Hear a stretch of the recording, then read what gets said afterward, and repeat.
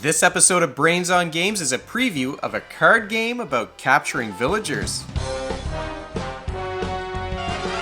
Welcome to Brains on Games. I'm Dr. Brian McDonald, and this episode we are going to talk about a game that's coming to Kickstarter soon. It's a card game for 2 players where you're battling to be the team that captures the most villagers. This is a game called Dragons versus Ogres.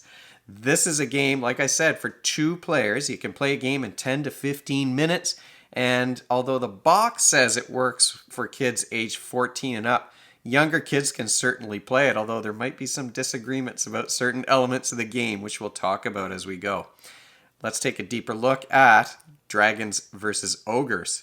The folks over at Dreamed Up Games sent me this one. This is an independent game publishing company that was started by a father and son. So obviously I'm always interested in promoting those things where dads and their kids are working together. It's a small box game and it's just cards that are inside. So when you open it up, what have you got? You've got rules and you've got a whole bunch of cards. Of course, this is a prototype, so the components might change before the game actually comes out.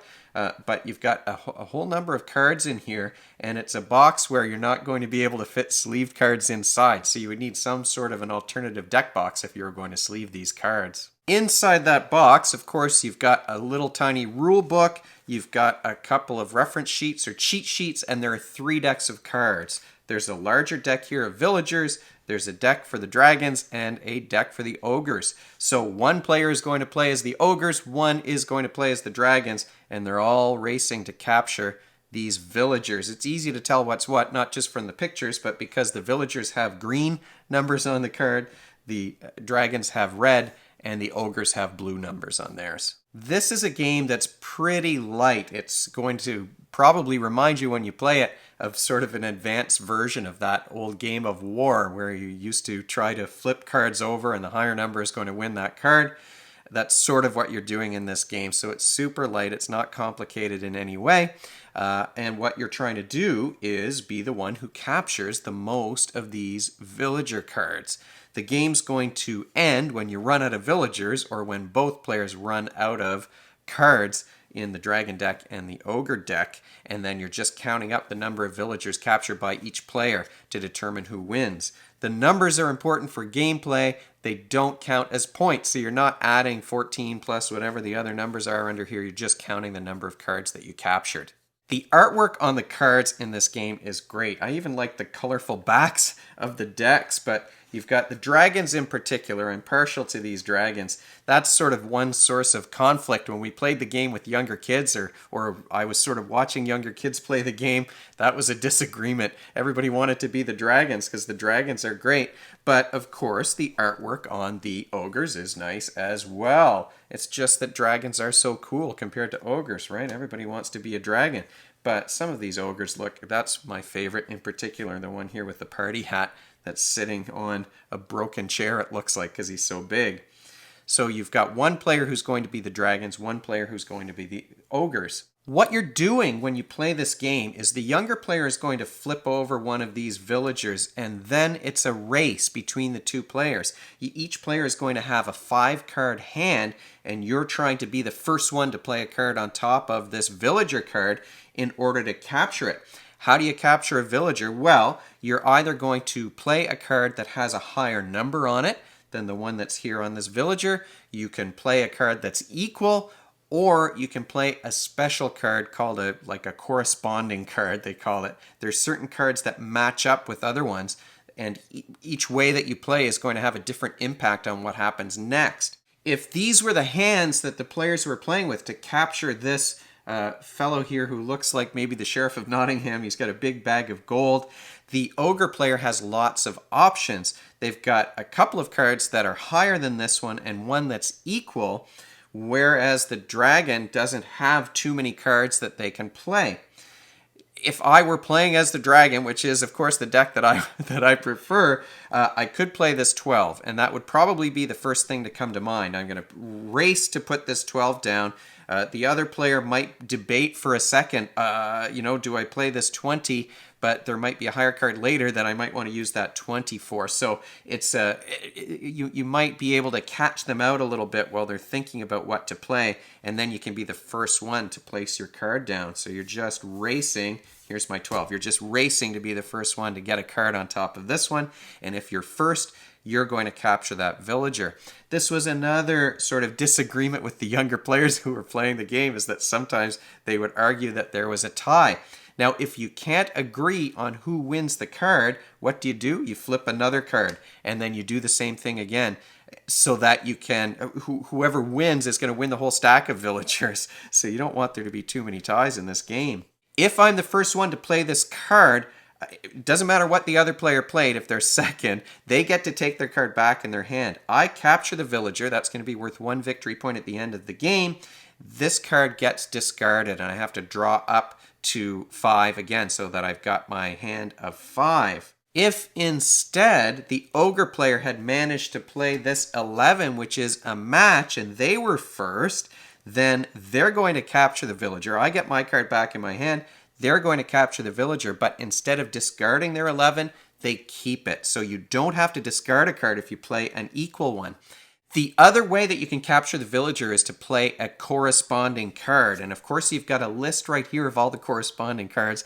As you play, hopefully you'll start to memorize some of these pairs. But each of the 20 villagers has an ogre or a dragon that matches up with them. There's never both. It's always one or the other. So this number 11, he actually matches with number 9. So if I was really quick to recognize that and I were first to play that card, then I would win the villager, and instead of discarding or just putting that card back in my hand, I get to shuffle the whole discard pile and I get all of my cards back.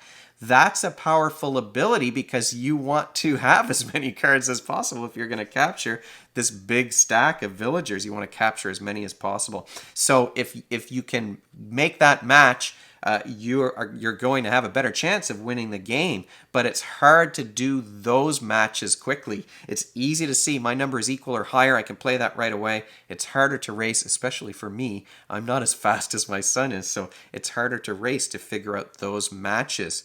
You do have that cheat sheet, like I said, so hopefully you'll be able to memorize the pairs. But each of the matching pairs also has some visual cue that lets you know that they're a match. So for example, you've got this number 11 card, and he's got a money bag with coins in it, and here's a dragon who's carrying a bag of money and there's coins falling out. So that's how you know that there's a match. There's this old guy right here. I pulled this one out ahead of time. He matches up with ogre number 1. So even though this number is smaller, he's a match, and you can see that the ogre is hugging him in this picture. Hugging, I don't know, maybe he's trying to choke him and knock him out, but he doesn't look very happy, that villager, but the ogre certainly does. That is, I think, the hardest play to make quickly, is determining that match, because you're not paying attention to the numbers, you're paying attention to the pictures or the pairs that you've memorized. But it's so powerful that you get to shuffle up your discard pile again. Once you've determined the winner and you've figured out, is the card discarded or going back in the hands, or are you shuffling up those discards, then everything starts over again. You flip the next villager and you continue to play until you run out of villagers or both players run out of cards. What are the mechanisms involved in a game of Dragons versus Ogres? Well, it's a simultaneous play game. You're both playing at the same time. There's not individual turns, so you are racing to be the first one to play that card and to figure out what cards are in your hand. So there is a real speed element here, and that's where I always suffer in these games. I'm not as fast as the little kids. I'm faster at figuring out these corresponding matches, but not as fast as figuring out those other cards. The other thing that you're doing is it's sort of a trick-taking game. You're trying to play a number that's higher, but you have those corresponding cards that are like a trump suit, where it doesn't matter what the number is, you're still going to win that hand. There's a little bit of matching maybe involved when you're looking for the matching elements in the artwork on the cards, but again, you're trying to play that so fast that that's going to be a challenge. I think that those were the hardest ones for us to play. The main skill you're working on when you play this game is visual processing speed. You have to quickly recognize those numbers and compare those numbers to the ones on the cards in your hand. You have to make very quick split-second decisions about the deck and hand manipulation of playing an equal card or playing a corresponding card. So it is very much a processing speed game. But the other part is memory. So hopefully over time, as you play this game multiple times, you will start to memorize the villagers and the card that goes with them, the corresponding card. There's 20 different villagers, so that is going to be a challenge, but some of those card pairs might jump out at you as you play multiple times. For example, one of the cards in the deck, I don't know if I'll turn it up right away. You know, you might remember the king or the queen more than some of these other ones, but there's a sheep and there's a chicken and there's a picture of a dragon. There is a dragon card that has a chicken that it's holding. So you might remember some of these pairs more than others, but there is a memory element that will allow you to make those choices more quickly. Final thoughts about dragons versus ogres. Well, first of all, I do love the artwork on these cards, especially the dragons. Like I said, I am partial to dragons. I used to read fantasy novels in high school, and I played Dungeons and Dragons when I was younger, so I always liked dragons more than ogres. Dragons just seem so cool to me, and the artwork here is great. I like the artwork on the villagers too, and they made fun choices in terms of including chickens and sheep and things like that, as well as, you know, kings and queens. There's the speed element is not my forte. I will be honest with you. I am not the fastest at these kinds of games, so I almost always lose. So it's usually just a laugh for me to play this one. It wasn't so much of a laugh for the young nephews who were playing, because they kind of disagreed with one another about ties and things like that. So we did have to referee those games for the younger kids a little bit. I mean, they're both younger than 14, so we're talking about a game that says on the box 14 and up. I don't think you really need to be 14, but you can't take this game very seriously, honestly. You don't want to have those kinds of disagreements. The theme of this game is one that I enjoy too. It makes perfect sense that there's sort of a tug of war between this group of dragons and the ogres. They're trying to be the one that catches the most. If you remember the Lord of the Rings movies, there was a contest between the elf and the dwarf for who was going to take out the most orcs in that movie. But it's similar to that. You've got dragons and ogres. I like that theme. It kind of makes sense that you would have that little disagreement between those two groups, maybe. And it's fun artwork. The strategy element, there's not much strategy to it, but it's certainly a game that I prefer over something like War, where it's pure chance that you're going to turn up a card that's higher than your opponent's. You've got a little bit more strategy here. It's mostly random maybe, but not entirely random. So you've got that element as well. So certainly I think if the younger kids don't take it too seriously, this is a perfect game for them. It's just a really quick one that you can carry around in your pocket. And if you like dragons and ogres, well, and you can handle those simultaneously playing games, then this might be a game that you would like to try. Thanks so much to the folks over at Dreamed Up Games for sending this game along my way. As soon as I have information about the Kickstarter campaign, I will add it to the show notes. If you have any questions or comments, you can leave them in the comment section below the video, or you can email me at brian@brainsongames.ca.